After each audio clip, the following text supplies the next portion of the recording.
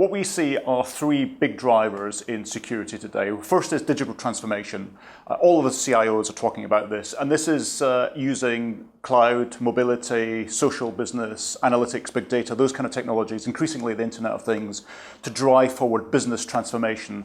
But that places a lot of challenges on security in terms of opening the organization to the perimeter. That's a big challenge. The second driver is dynamic threat landscape, the explosion of threat types and numbers, and organizations just can't keep up with that, so they have to do things differently. The question is, what is that?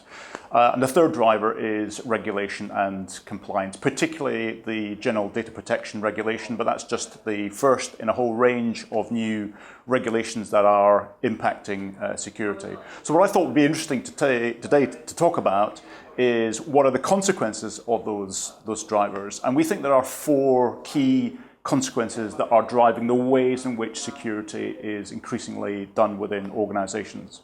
So the first of these is automation, driven really by analytics. So organizations find it really difficult to scale up their security operation with the staff constraints that they have. And so they're looking increasingly for ways to automate their operations. The second driver is the reduction of the perimeter. There is no physical perimeter anymore. So organizations are beginning to think about the perimeter around either identity, so identity is a new perimeter, or in fact data assets, identifying their core assets of data, of information that are precious to them, and wrapping a perimeter around those. Now, whether it's identity, whether it's data, is to be decided, and there's a debate going on in the industry about that. But what's interesting is that the physical perimeter has gone.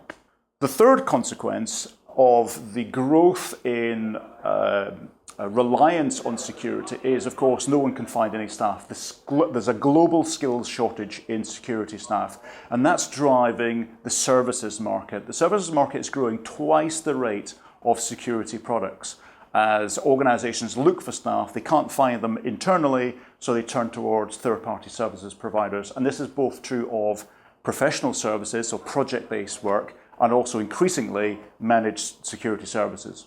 The fourth driver is really interesting. The fourth driver looks at the integration of the range of products that organizations have. We categorize around 25 different types of security product. Most organizations have got one of each, at least one of each of these, and none of them integrate. They're all from different vendors, and they don't talk to each other.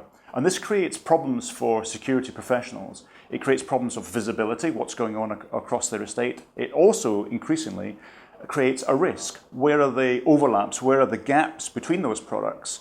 And there is a concern amongst chief information security officers that they're missing things.